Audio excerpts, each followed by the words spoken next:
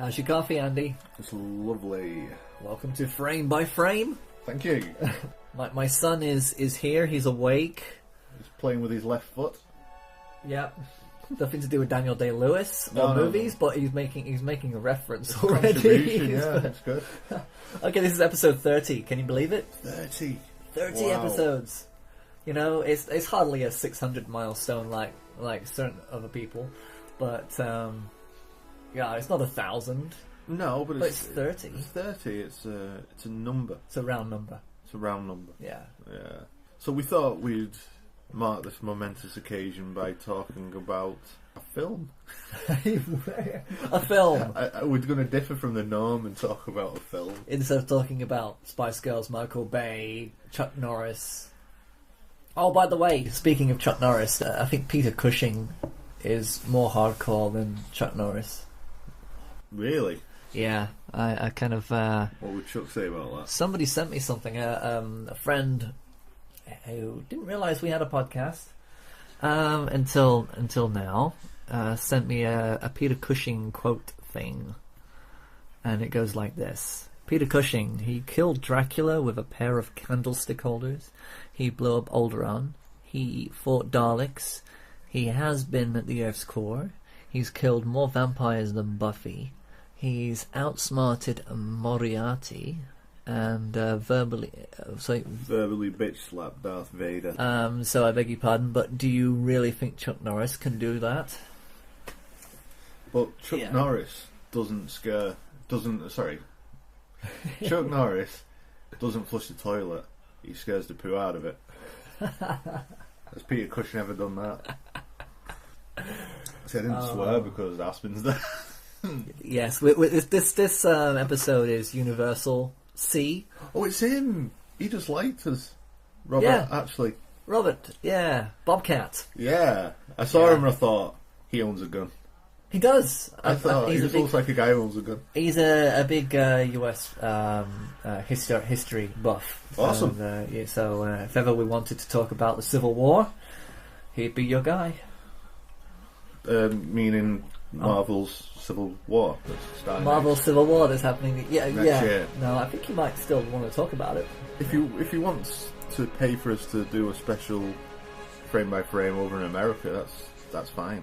Okay, if he's up for that. Yeah. Kentucky, he's from Kentucky, so that'll be interesting. I'm happy with that. Go watch the Wildcats. Okay, Robert, if you want to pay for us to come and do a special frame by frame with you, I'm all up for that, mate. And a Civil War reenactment while we're at it. Okay.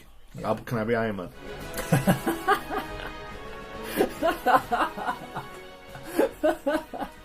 Oh, that's a good one. Oh, it was a good one, Aspen. Aspen didn't laugh. Tough crowd. He's still on his left foot. That's okay. And his right thigh. He's learning. He's learning parts. Actually, before we get into David Lynch is back on Twin Peaks. He Did is? you hear? Yeah. Well, yeah. There's been a big confusion on Twitter because of the biker brawl that happened last week. Yeah. This episode is going to be very timely, unfortunately. But yeah, the biker brawl was in Twin Peaks, Texas. Right. I didn't hear about this. So they had the hashtag Twin Peaks shooting. So everybody on Twitter was jumping on saying, David Lynch is back! David Lynch is back! So I'm hoping that what you're saying isn't just on the spur off of the hashtag Twin Peaks shooting and everybody getting excited and thinking that David Lynch is in fact back in the chair. I'm hoping... Well, what I'd heard is the dispute that he'd had with the distribution company was sort of like... Oh, sorry, I thought you meant the had been sorted yeah. and Yeah? And they're coming back and doing more episodes than were initially... So do you think it might have just been a hyperbole... Well, what it was, they hadn't invested enough money in developing the scripts and he wasn't happy about doing it. But that's a game that you would normally have anyway. That's probably the same game that every director plays with production companies, and I think that because of Social Network, we hear about it. Yeah. Whereas normally we wouldn't usually hear about it. Well, it's just with all these petition websites that you've got now, it's great. Yeah. Because, all of a sudden 30,000 people within a day had signed a petition to say bring Lynch back, give him what he wants. Yeah, so at least producers and studios do get to have an idea of what people do think. Yeah, and if they're the able to internet's good engage, for one thing, it informs them. Yeah, we can, at least fight our corner a little bit. Yeah. Just, Yeah, I reckon there's. So we've got. that. We can fight our corner and fight for what we believe in and actually have a voice. And free porn. That's all the internet's good for. I want to combine both. Campaign and porn. Close your ears. They call it crowdfunding. Yeah. And there's cluster for, it's so difficult being rude and dirty and lewd in front of a 5-month-old baby. So because there's crowdfunding and cluster. So what we talk about, let's say.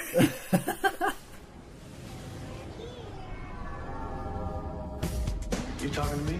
Did you have a brain tumor for breakfast? Then who the hell are you talking? You talking to me?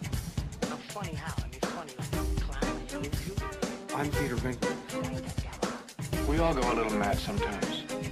Man that doesn't spend time with his family can never be a real man. Damn! I'm kind of a big deal. First rule of Fight Club is do not talk about Fight Club. Yeah, baby!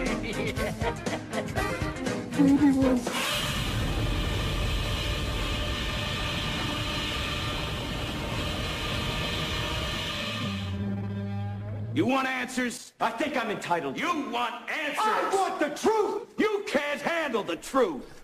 Still working on your left foot. Okay, we're going to give you left foot updates throughout the episode. Yeah, it's very exciting. So The before sock's coming off. it's coming off. It's kind of like a live event in the background. Yeah. And the sock is off. Oh, it's fun, isn't it?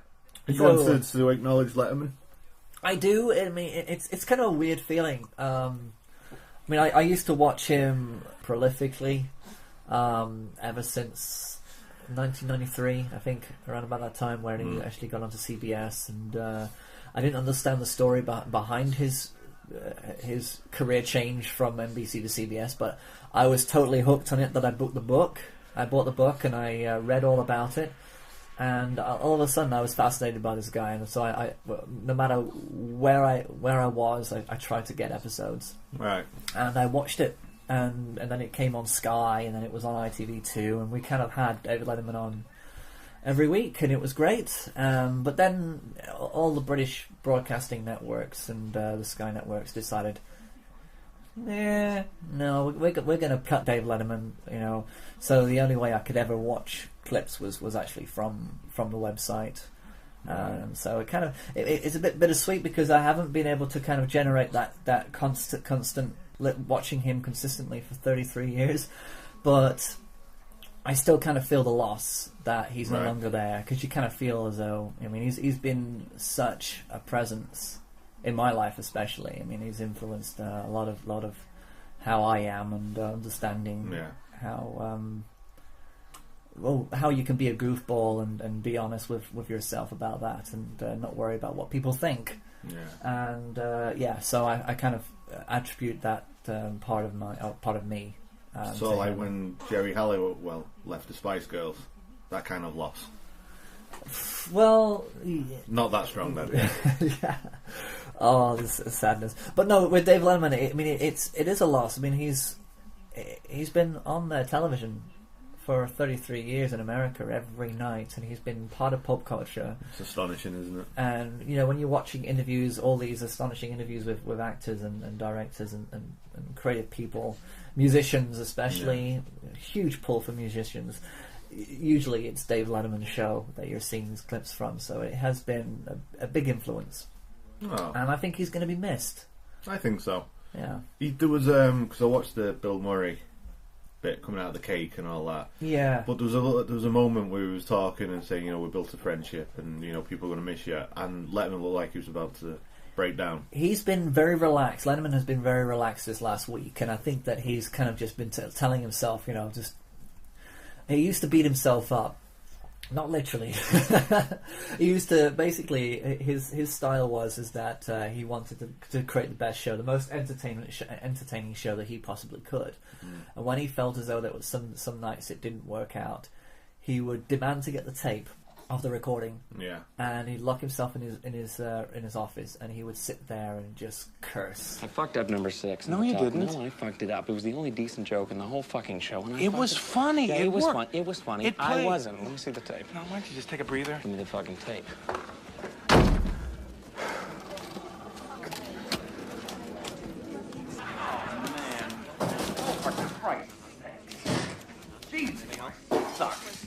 Oh, that's good. What do you know of the man, like, away from the Yeah. show? What was he like? What's he like personally? He was very reclusive, very Yeah. much a private man. He ran his own team of cars. That sounds really dumbed down. He ran his own team of cars. They drove Yeah, and stuff. He did. So, in Indy 500, he had his own team. Like a race team. He had his own race team. He invested in that, and he was very much a part of that. He hung out with close friends and had dinner with Regis Philbin and Don Rickles and people who he was close to. But he was never a kind of a person who would open his door to everybody. First of all, let me tell you a little bit about my life. It occurred to me a couple of years ago, I have an unusual life. For a long time, I just thought, well, we're all pretty much like me. Well, God forbid we're not. And but I have an odd life, and when I wake up, every day is like I've been abducted and taken to Disney World. Just every day. Just every day. You just never know, Yeah. And also, I've discovered over the last few years, I'm my own worst enemy. I'm my own worst enemy. Here, let me tell you what. But listen, this has a glorious ending, so don't despair. By the time we're done, and I hope to God we have enough tape for this story. By the time something wonderful and lovely happens. So here's the deal. Now, I like to exercise, and when I exercise, I run. Now, well, that's kind of a euphemism now, but it's still, that's what I try to do. And I don't know if you're like me in this regard, but I don't like being photographed while I'm running. I don't. Maybe people like being photographed while they're exercising. I don't, for two reasons. One, you're just out there and you kind of, you like to sweat and smell bad and you're thinking of stuff, and that's, you like to be alone. And number two, when I run, I look like a plucked ostrich. So I don't,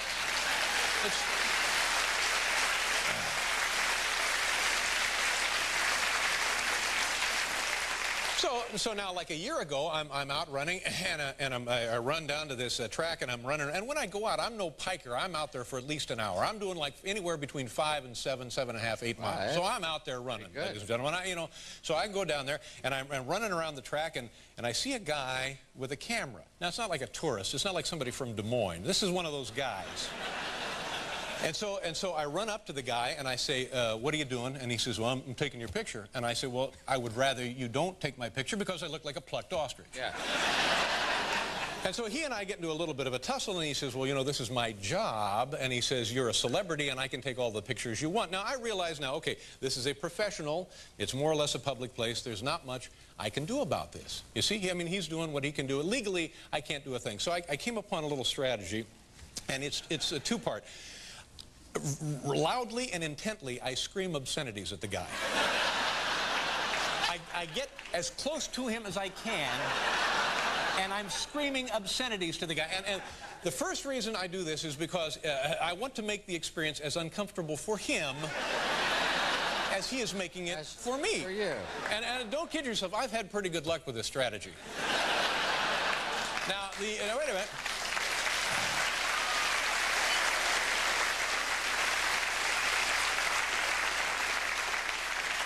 Now, the second reason I do this, when I scream the obscenities at these guys while they're taking my picture, the second reason, and God forgive me, I find it enormously satisfying. So, of course, he had a stalker who invaded his house once, and these kind of things happened, and I think he just found himself. I found it a lot easier just to be private, and I'm surprised that he did so well. I mean, of course, once he had his son, paparazzi came out a lot more, and they wanted to do just snapshots of him being a dad because they'd never seen that before. But on the show, he's always been that kind of person who says to people, "I never leave the house." He does. Yeah. He gets out. But that's kind of he he does kind of come across as a sincere, and in his younger age he was a goofball. Yeah, complete goofball. But he did things. I mean, if you do see that in Practical Joker's show, he was doing that on Letterman. You know, just sitting in a car telling this guy to do embarrassing things to strangers and making them think that they're crazy.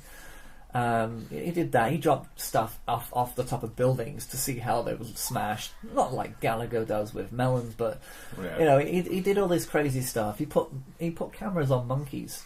Just want to interrupt here. The sock is off. The sock is off. He has taken the sock off and he's enjoying. He's looking at me with confusion. Oh, here we go. Daddy's making baby noises. We got a big smile. Big smile. He's happy with the podcast so far, I think. Excellent. But yeah, that's David Letterman. You know, whatever he's going to do, I don't think he's going to kind of do much television now. I don't think he's going to do anything else. I don't think there's going to be the big. They expected the big showdown interview between Jay Leno and Dave Letterman, but that never happened. Excuse me, is that an attention? Are you on attention? You're saying get on with it.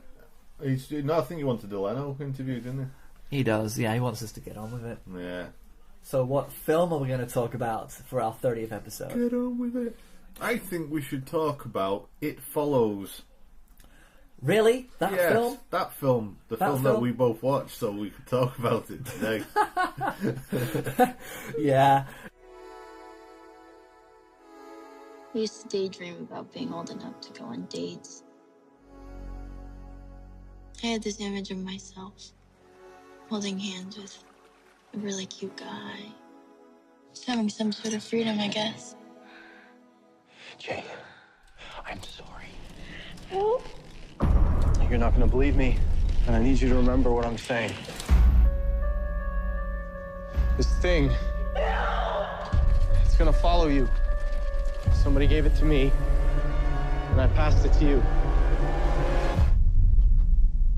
Wherever you are, it's somewhere, walking straight for you. All you can do is pass it along to someone else.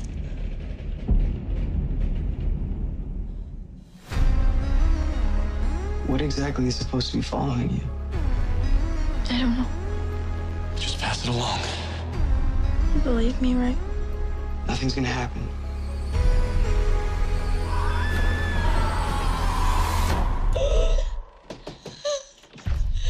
See? Everything's okay. Is something wrong with me? If it kills her, it goes straight down the line to whoever started it.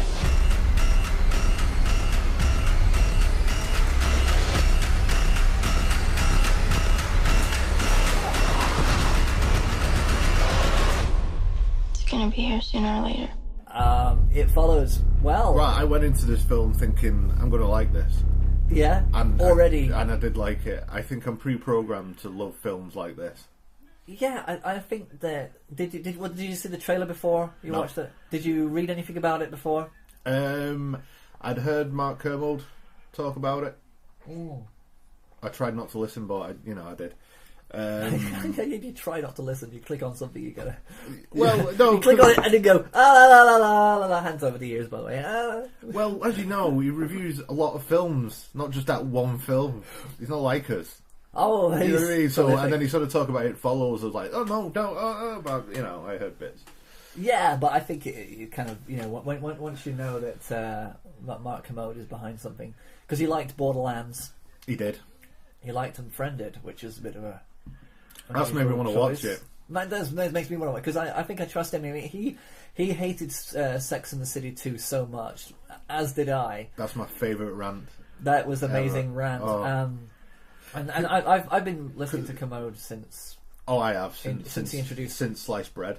Yeah, he used to introduce Channel 4. What I love about his Sex and the City 2 rant was like he starts it by saying, "Right, we're expecting a rant." He goes, "I'm not going to give you a rant. The film doesn't deserve a rant. I'm not going to give you one because it's that bad. It's not worth me getting angry." The and then he irony- gets himself angry and ends up on this massive rant. It's the biggest rant that he's ever given. Yeah, it's amazing. And you can always, I think, if we ever preface a show by saying we're not going to rant, I think Enfield was probably our biggest. Yeah. Enfield Well, polygone. we sort of try to look at the good in things, don't we? Even if it's not particularly good, try and find something in there that is good. But with The Conjuring 2, I don't think we've managed to. The Enfield. Oh. There's it pisses me off. Yeah, I'm just hoping. Sorry, Dasper. Sorry for your dad being so rude. But I'm just hoping that it's like a fan-made trailer, that, and it'll not be like that. But yeah, it's Hollywood, you know. It's Hollywood. I mean, it's come on. Hollywood. They want to remake Don't Look Now, which is in the vein of It Follows. I know eventually they're remaking The Craft. Oh, why? The Craft. The Craft. That sort of cult witch film. That was a lovely film. That they're remaking Love it. Oh, but why? Exactly, why? But the thing is, it kind of makes me think. I mean, It Follows is a unique, original story. Yeah. Okay, but it does lend itself to referencing a lot of pop culture and retro films that we enjoy and love from the 80s. That opening scene where it just fades in and you're in like American suburbia, and that woman just walks out and the camera just one shot for it's just pure Halloween. It's like around the ending part of Halloween, and it's brilliant, really well shot. It is, and it's kind of, you're just following the action, and you're thinking, well, it doesn't seem, there's nothing chasing her, there's nothing there, and she's just going from one place to the other. She seems like something's bothering her. Her dad's like calling after her, and she's just ignoring him. It seems a bit weird. Yeah. And then she drives to the ocean. And then she's just sat there on the phone, like saying goodbye to her mum and dad, apologising in tears. And the only thing that's lighting her up is the headlights of the car. Yeah. And it's quite a nice little shot. Beautifully done. Yeah. And then you see the next day, and she's been all cracked into a weird... Into a broken... Yeah, which is... And that reminded me of is it Laura? Oh right, yeah. Laura Palmer. Laura Palmer when she was found on the beach. Yeah, that just reminded me of that. Wrapped in plastic. Yeah. There's a fish in the percolator. So yeah, I mean, it reminded me of Twin Peaks. It reminded me of course, Carpenter films of the 80s. See, this is the thing. I've said before, where like John Carpenter in the 80s was referenced in films from the 60s and 70s. Yeah. Stuff that he was inspired by. Now, 30 years on, filmmakers are referencing the films that they were influenced by, which is John generational. Carpenter. So it's like it's a loop, isn't it? That just keeps... Exactly. So in like 30 years' time, people might be referencing the director of It Follows and doing things like that. It's... Or Ouija. Yeah. Which has been referenced as the other horror film that's been out relatively in the same time and is completely horrible, just like all the other despicable horror films that are out. But when you kind of being fed a certain food like Conjuring, like Insidious, like Ouija, like Paranormal Activity, when you're being fed this kind of diet, you kind of get used to it. And you kind of can become complacent. You end up saying things like, "Oh, it's not the best horror film. It didn't really scare me, but it was okay. It was good. It was okay." There was some, but I think a lot of it's in desperation because we desperately need to feel as though there's something there's something that we're taking from these films. Yeah, there's that, and there's a part I just like horror films as a genre. So sometimes I really enjoy like a really terrible horror film. I mean, The Rite was rubbish. From Hell was okay. Evil Dead, of course, is incredible. I might watch that again. Have you seen the remake of Evil Dead? I don't think I have. Yeah, I haven't seen Grave Encounter. Stir of Echoes was okay. Again, but the thing is, we programmed to, because we desperately... That's good. We're used to having a diet, and if you're used to eating something, and because you gotta digest it, you gotta eat. The guy's gotta eat, and if they're eating gruel, you kind of just appreciate the fact that you've actually got food to eat. But when a film like Starry Eyes comes out, like this, it kind of makes you look at that gruel that you've been eating and thinking, oh God, well, I can't believe I've been missing out all along on this. Well, there's The Craft. You see, films like The Wolfman, a totally rubbish film, really rubbish. I mean, it's there's nothing in it that's memorable. So, but It Follows is definitely not one of those kind of films. And it steps out because it's... do you want attention? The wide-angle shots are absolutely beautiful. The colour, the hue, there's a certain warmth to it. Yeah. Which was very surprising for these kind of films. Starry Eyes was, to me, very cold. Yeah, absolutely. It was a very blue tints, all of that. But this one, it didn't do that. It stayed warm, and that's very rare. It was golden. It was crisp. It was kind of like summer, whereas Starry Eyes was winter. It was kind of it felt totally out of place for a horror film to be there, but it was so clear, so crisp, beautiful. And the idea of it's essentially this thing, whatever it is a sexually transmitted disease. That's fascinating. Yeah, that's a nice concept. Especially when all the horror films that we're used to, it's usually the virgins who are the ones who survive at the end. Well, again, I suppose it goes back to that. The moment you have sex in a horror film, then your number's up.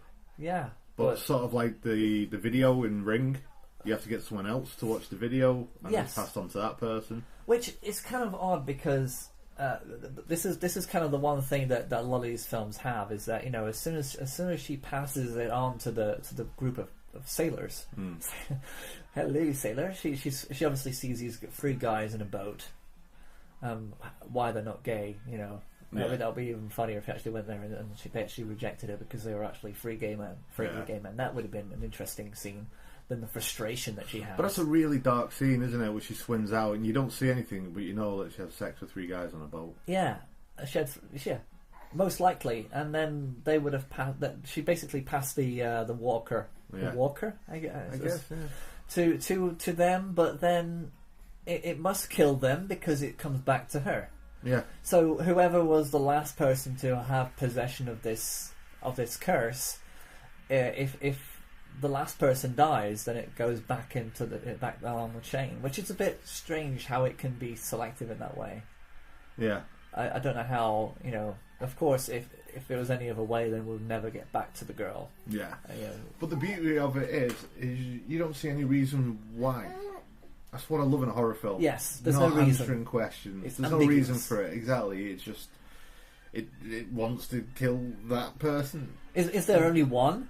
Is it only one, or are there many its? Well, you don't know, because at one point it's an old lady walking towards, and then it's that big tall bloke. And yeah, that tall guy. It was the tall guy that fascinated me the most because he was seen least on screen, and he just appeared in kind of this half in the shadows. I mean, there's that brilliant moment where she's run up the stairs after seeing that woman urinating all over her kitchen floor. Yeah, walking towards her. Which, you know, the choices that it selects to kind of have an image, I don't know what that comes from, but it's very odd. Yeah. But then she locks herself in a room, doesn't she? Yeah. And she's terrified, and then her friends are on the other side of the door knocking and wanting to get in. Yeah, a couple come in, and then the girl with the glasses, Yama. Yeah. She's like, what the hell's going on? Then this big tall bloke just walks in. He just walks right behind her. Yeah. And it's just out of nothing. And I think, you know, to be honest, it's very hard to like that kind of thing. I mean, he's wearing a big bright white t-shirt, and he still seems to come from nothing, which is really well done. Yeah. And of course, they can do it with crossfades and all kinds of things, you know. Well, it's all clever lighting. It's all clever, and also maybe a bit of special effects, just to kind of push him away until the last moment. But it's incredible. But at that point, then she runs away. She gets on a bike, doesn't she? She pedals away. Yeah, and she gets to that playground, and it's the most exposed place. And as a viewer, then you are looking in every part of that woodland surrounding the playground. Now you're in there, walking towards it. Exactly. That film has you. That film has you, and it has you. Yeah. I mean, it's kind of odd because the creature doesn't pounce until it's right in front of you, and there are moments where it doesn't even kill straight away. I mean, it grabbed her hair at the beach, and because it took the image, the vision of her friend Yala. What was her name? I need to know. What was the name of the film? It Follows. Comes. That's the porn version. Yeah, we watched the Red Letter Media interview, so it's influencing. Okay, so let's Let's have a look here. Yara is the girl with the glasses, the film character. And it basically copies her. Creates a copy, a doppelganger, if you will. And we see because we see her walking by just as he goes. Well, it's just in the back of the screen, isn't it? Yeah. Back of the shot, and she's just walking towards very slowly. But we watch it unconcerned to begin with. Yeah. I mean, it's like until she starts to float on the dinghy in the river, then we kind of think, oh, but she's there. Oh, hang on. Yeah. But it doesn't kill her straight away. I mean, why doesn't it kill her like the mother character did for the other guy who just suddenly opens the door and then she just flies on him and grinds him, which is, awkward. Oedipus moment. There's for some reason sex seems to be the thing that it's craving. Thank goodness Grandma didn't catch up with her first of all, because that would have been a very awkward movie. But that again is done. I know, but that's done so well, because at first you just see there's people walking around and there's just someone walking towards, but you don't even pay any attention to it. It's just someone walking. Yeah. And then you see her in the classroom, the Halloween moment, where she looks out and then notices something. Yes. Halloween's my mind's miss. It's an old lady just walking towards. She's like, well, that's okay. Then, like Halloween, she just turns away, looks around, and looks back. It's still walking towards her. Yeah. It's brilliant. It's really well done. But it's like you start to envision, like with zombie films especially, what venues could they have taken this? Where could they have gone? And I could never have guessed that they would actually end up at a swimming pool. But then I'm starting to think about the theme of water. And the theory of what does water mean? Because no matter where they go, I mean, she starts off in her own swimming pool next to her house. That's how we're introduced, of course. The first girl dies near water. Which even that scene is weird, and I was expecting something to jump out at that scene. Where it's just at the very beginning of the swimming pool, and she's just lied in it. It's very odd the way she's. Which is I mean, it's setting up the character, and I know it is odd. Would you like your thing again?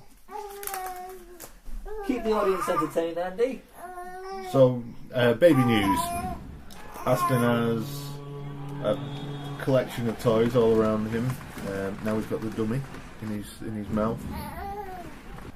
The sock is off, and the left foot is doing quite a lot of kicking. He needs to be a little bit active, so I'm going to put him in a thing. In a thing.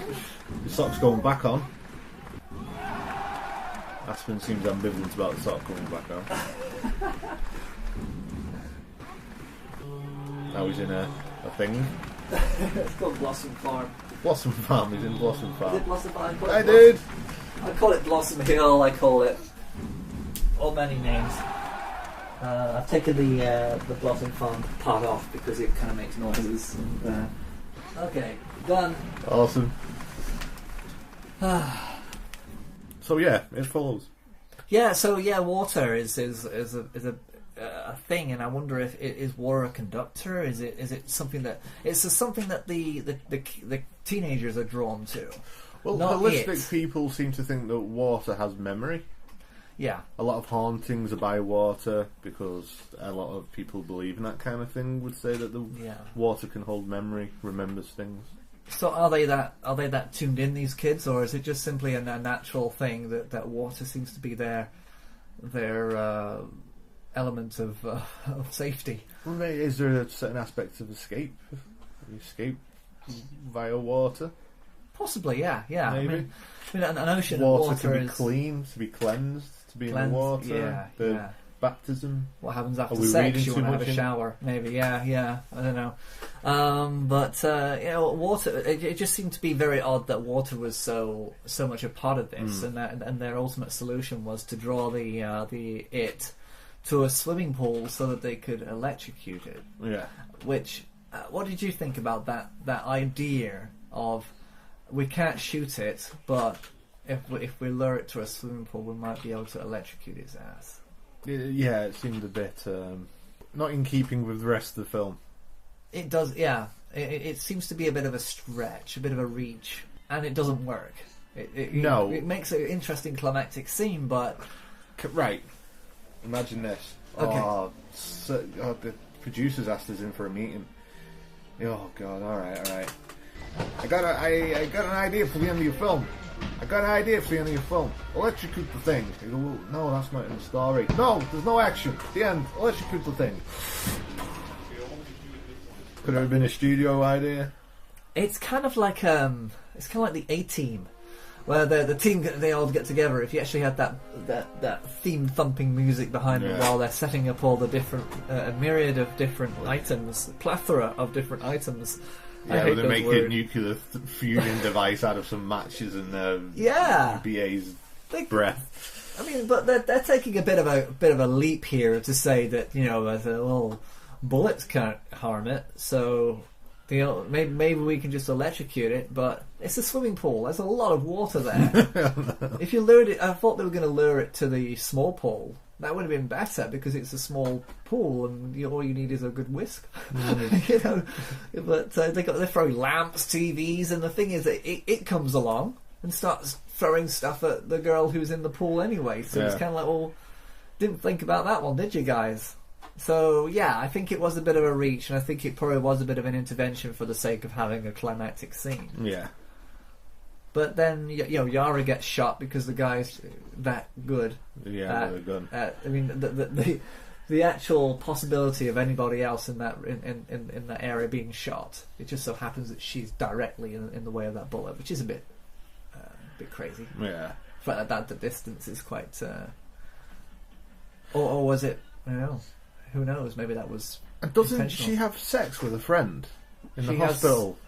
She has sex with quite a few of her friends, doesn't she? Well, she has sex with both the guys. The long-haired guy she has sex with because he's... That's when he gets killed by his mum, isn't it? Yeah, because he has I think he's trying to help her. He's just trying to say, look, let me take it. He's drawn it away from her, giving a bit of relief, and nothing seems to be bothering him. So until she loses contact with him one night, thinking, oh, well, he's not answering his phone. Then she goes over there. Oh, she looks out the window, doesn't she, and sees. She sees it. Sees her mum, isn't it? Who knocks on the door very weirdly and then goes through the window. Yeah, but that's another thing. I mean, only the person who's been itted can actually see them, right? Yeah. Unless you are previous. I mean, if you've been previously. Yeah, because the guy who gives her the it, he can still see them. Yeah, so that's the funny thing. So you still have it, but it's not into you. Yeah, it's not. Yeah. It's so not into you. It's so not into you, which is another movie completely for a Jennifer Aniston device. Should have been interesting in this movie. Yeah, she should have played it. You know, that's something else they're remaking.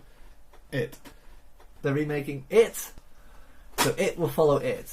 It's the remake of It will follow It Follows. But yeah, okay. So the guy gets killed, and then all of a sudden it's back to her. Yeah. So in the end, she has sex with Paul, who has been kind of. I think he's been. Yeah, he sort of had a crush on her his whole life, I think. Yeah, and they were each other's first kiss, which might have been that, you know. I don't know, but then I'm starting to wonder how did this all start? I mean, it's not as if there's a big line behind, you know, her first boyfriend. There's nothing before then to say that there's been a big line of people going missing or getting murdered or killed. It just seems to start with that guy.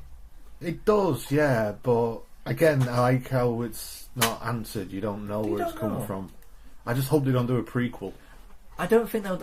It's beginning. I don't think they're going to do a prequel, but I do think they're going to do a sequel with Jay and Paul looking into the origins of it. Right.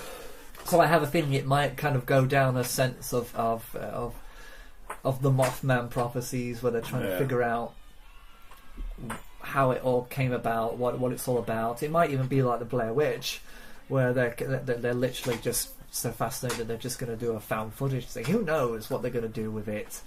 But they're both at the end, and we kind of assuming that something's following both of them. Yeah. Well, following one of them, because it'll only be following one of them at a time. Yeah. So as long as it's the same director doing the same thing, you know, and furthering the story. But I think that he does have. I've read that he does have more story to tell. Good. That this isn't actually just it. But it doesn't just beginning and end with it. It's gonna continue, and I don't know if it follows to. It continues to follow.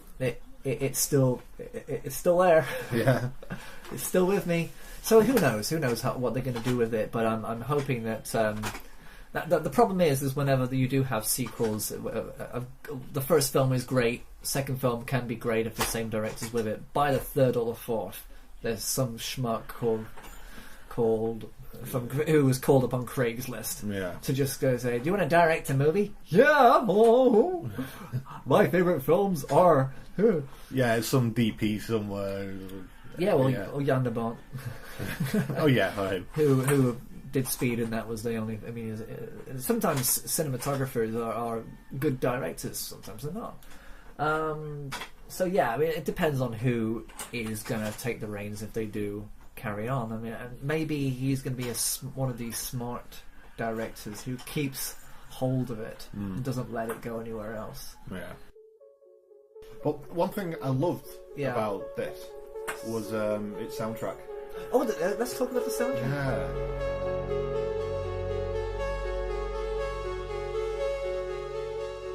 It harked back to early zombie films. Obviously, Carpenter. It was very Carpenter-esque. Oh yeah, Terminator kind of. It had that kind of a sense of tech noir.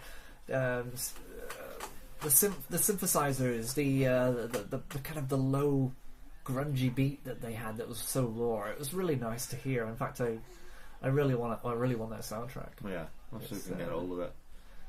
Yeah, and it creates a kinetic energy to it, and it's not always. And then it has that kind of a gentleness to it as well. It's not all.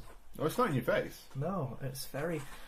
Yeah, I mean, there's been a few good soundtracks lately. You know, also for games. I mean, The Last of Us is probably one of my favourites of the last 5 years. But I don't think Starry Eyed. I remember the soundtrack. The film itself was just too much. Yeah, it was a lot to take in that film. The good thing about this film as well, that stands out other than music, is the lack of music, silence. Yeah. The music is not telling you what to think.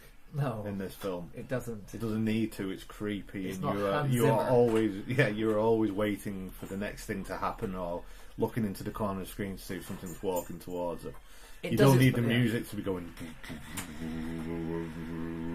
Yeah, it's not your emotional compass. No. It's not there to fill in the gaps. And I think that's lazy filmmaking a lot of the time, where they'll use the music. Yeah, it's to tell you how you're supposed to be feeling. Right, you're supposed to be scared at this bit, and then there's going to be a big bang to make you jump. Yeah, and then we're going to kind of just take it easy. Now we've got a ton of scenes, so let's have easy, gentle plucking of a guitar, just to kind of emphasise that. And it's all emphasis. It's all kind of trying to heighten that emotion to the highest extreme, so that you're that much more invested than you would normally be if there was no music. But then silence has that ability to kind of. But there's something very unnatural about silence. You know what I mean? You never really have silence in everyday life. Even when no one's talking, you can still hear something. Ambience, yeah. But when there's absolute silence on film, it's unnerving and. Yeah, and I always wonder how long you can play that with an audience, and I think we tried that ourselves. We had the unpacking of the box in CAC03. Yeah, that was a long scene that didn't have any music, didn't have any dialogue. It was just the sound of you opening the package, and it was a lot shorter than it was when we filmed it. Yeah, we'll tell me about. It's because you made it impenetrable. The box, I couldn't get in it. But that's it. I mean, it kind of lingered. It lingered so much that once you kind of, and I think that's probably something is a part of our learning. You know, maybe there was another way of doing it, but we kind of wanted to kind of punctuate the silence a little bit before we went to the climax. Yeah, and that's what this does. But of course, to a professional standard. Yeah, we're not that good. But no. But the thing is like what we recognised we were trying to do with CAC03. We put the little Halloween homage in there when the light came on. Yes, and we had that nice slow. We knew pace. what we were sort of going towards, and that's what It Follows does brilliantly. Yeah, and transitions as well. I mean, it's not afraid to walk the entire corridor. It's not afraid to walk the whole street, to take the car for a long journey, to kind of stare at somebody for a few minutes, looking at their phones or watching the TV. It's not afraid to just let it happen. That was another thing. Okay. The kid that kept peeking at her. That time where she was in a bedroom and there's a knock at the window when she runs to the window and there's nothing there. The red shirt. Yeah, and then you see the outside and it's just that kid looking behind the window has been perving on her. Yeah. It was like 2 or 3 times. It happened in the swimming pool. Yes. And those kids were staring at her. At the very beginning, that was the first kind of... Someone's linking their facts have always been watched. Yeah. That's another part of this. Well, maybe there was not... Maybe there weren't 2 kids there, maybe there was just one, and then the other one is just this... But it wasn't following her at that point. No, it wasn't, no. But whatever that is, it could be separate. I mean, Red... There was a red ball that hit the window when she was just checking herself. When they went into that cinema, that was all red. That red is another theme in this that makes you wonder, where does that come from and why? And but white. Everybody wore white. The It Follows was white. Yeah. At the end, they wore black and white. I mean, colours. There's so much going on that it's symbolism. It's thick with symbolism all the way through. Going back to that cinema scene, I really liked that where they were like saying, "So, who've you noticed? Who's most like you?" And then they pick someone, and then he looks round to pick someone who thinks that she's clocked. So says, "Oh, that little boy there." And she looks, and there's no one there. What little boy? And then he freaks out, and they have to get out. And... Yeah. I like that. I like that. It's really good. It sort of plants the seed, thinking, "Hang on, what's wrong with this?" It's like that. But I'm surprised that guy could actually have sex with her. Because if you were that freaked out that thing's coming for you, 24 hours a day, no matter where you are, it's trying to get to you. To perform would have been difficult sexually. True. But it's not as if she was quite hot though. So I would have gone through it. She had a Kaylee Cuoco kind of. She does, thing. Yeah. But it was an intention for him to try and break the pattern, wasn't it? I mean, it was passed to him, so obviously passing it to her, he wanted to do something differently. He wasn't just going to screw her and then dump her and leave her. He wanted to show her what it was, so that she had a chance to figure it out. And I don't know why that was. Why she is our protagonist in this movie, and he's letting her know, because he must know that if she dies, it goes back to him anyway. Yeah. So, what do you reckon?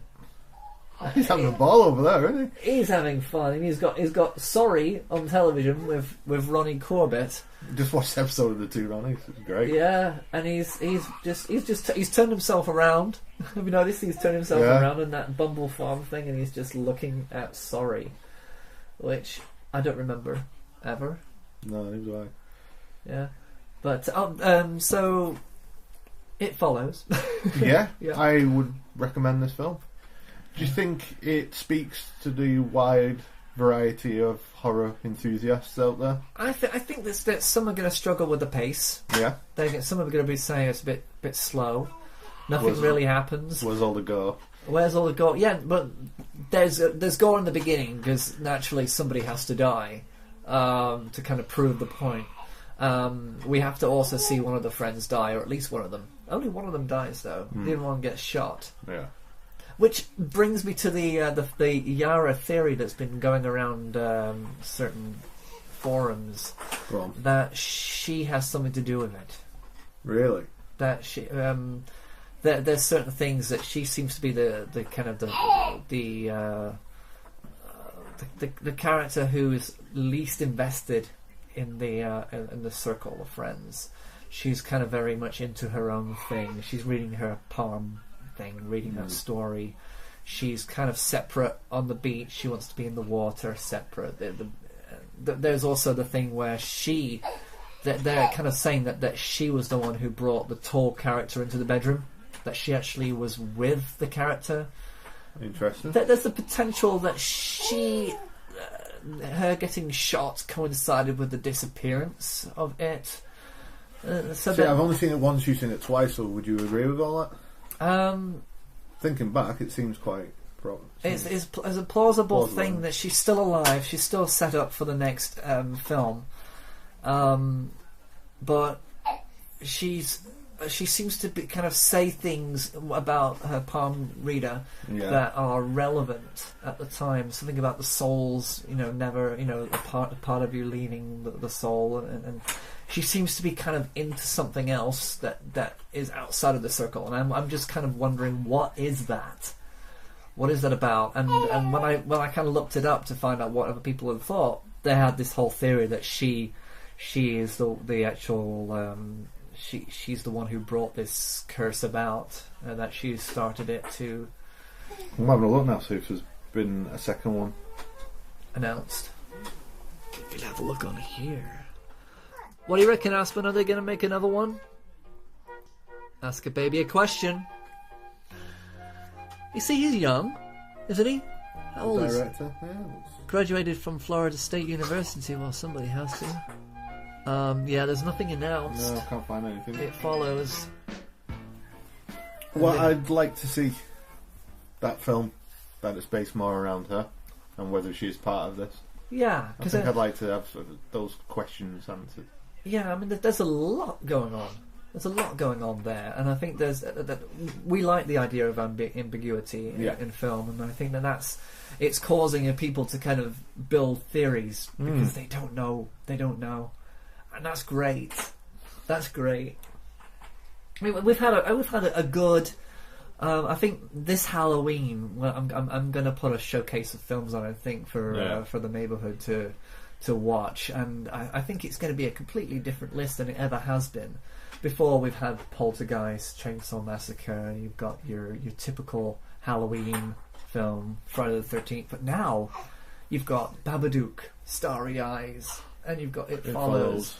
In the last year. Maybe Unfriended if it's any good. But in the last year, we've had 3 really good movies, horror movies, that have stepped up into the kind of like the top 20 at least. And that's impressive. It is. And I think maybe we're starting to move towards a new renaissance period. Yeah, I just think horror as a genre will always be one of the most popular genres because people want to be scared. You want to go into a home theatre and and be scared.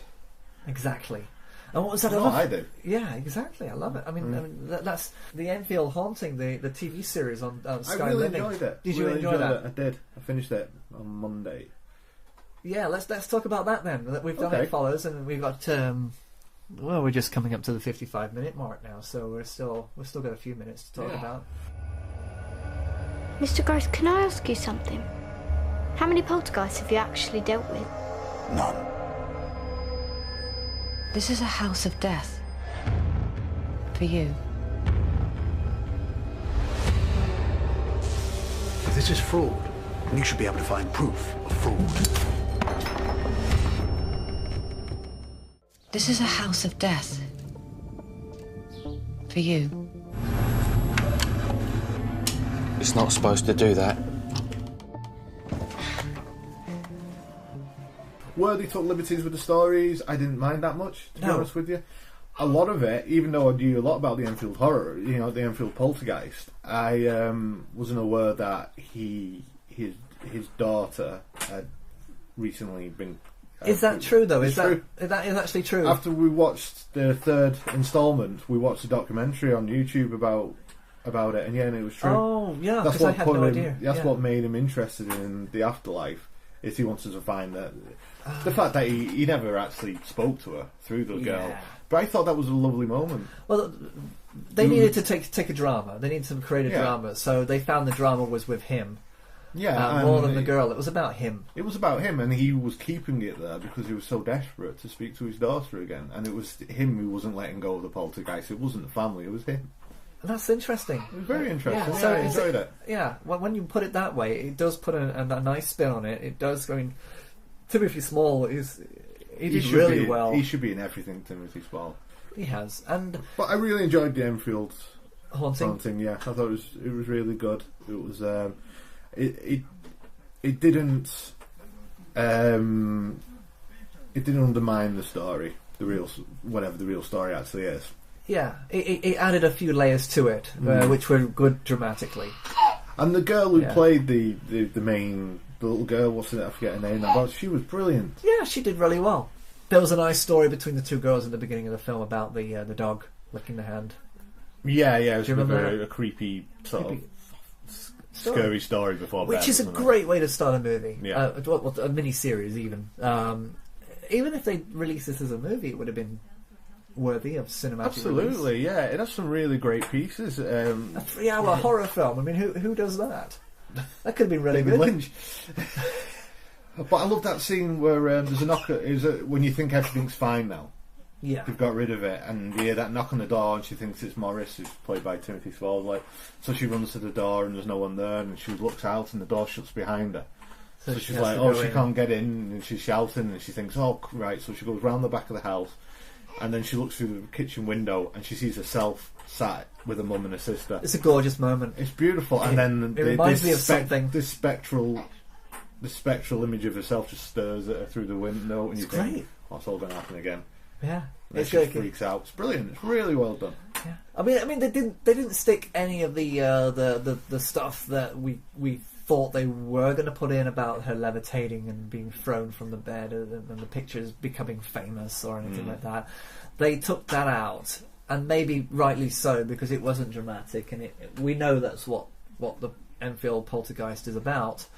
But they needed to give something fresh and new, a different angle on it, so that we were more surprised. We weren't expecting it, and I think that, like you say, that scene just then, that's worthy. Yeah, absolutely worthy of note. And I'm hoping now that this is out, that the Conjuring 2 guys, if they have stolen the entity, the intellectual property of the Enfield Poltergeist in its title, and rehashed it into something that is just another haunted house movie, we'll kind of think twice. Well, if you've already shot it, then there's nothing we can do about it. But in that trailer, if that is an actual trailer and not just something fans have done, I mean, it was a big manor house in the middle of nowhere. Again. Yeah, not like a council house in the middle of a housing estate in London. It had like proper, full-blown crazy possessions with distorted faces, and it's the stuff that we want to move away from now. I think there's a place for that, but for up and coming directors who are learning their craft, maybe. Yeah, but they shouldn't be given such huge budgets to play with when they're doing it, because that's money that could be well spent on two really good independent movies, rather than one really stupid learning lesson for one up and coming director. That's kind of where I kind of see it as being a bit of a waste. What I would like now with the Enfield Haunting is when it gets released on DVD, Blu-ray, there might be a new documentary about the actual case. Yes, that's been done. Yeah, without Philip Schofield. Because the main girl in it, she is now a little bit more vocal about what happened, and yeah. I wonder what she thought about it. Yeah, I'd like to see it, but It Follows. Watch, it's really good, and if you haven't seen the Enfield Haunting, watch that too. It's really good. There we go. Yeah, episode 30 wrapped in the bag, and Aspen totally didn't kick off or cry. No, he's loved it. Really impressed. Having the ball over there, isn't he? Yeah. I think I took his Blossom Farm noisy toy away from him, but that's okay. You can give it him back now. Shall we give it him back and see what it actually does? This is what you would have heard, guys. Isn't that just class? So here we go, Aspen. You missed it. It's here. There you go. Go nuts. So, is there anything else you want to say on this 30th episode? It's been a pleasure. We'll have a long look back now on all our best moments. No, let's not do that. Do you remember that first episode? The Babadook, I think. Yeah. Do you think we're getting better? I think so. Do you think we're more relaxed? Yeah. Probably not.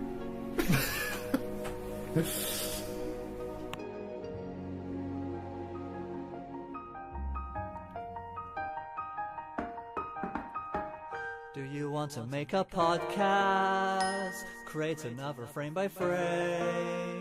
We are consistent with it every week. The future's bleak, it's anybody's game. We owe it to our fans now, all 12 of them, and both of them are my mom. Do you want to make a podcast? You could even mention Spice Girls. Sounds like fun.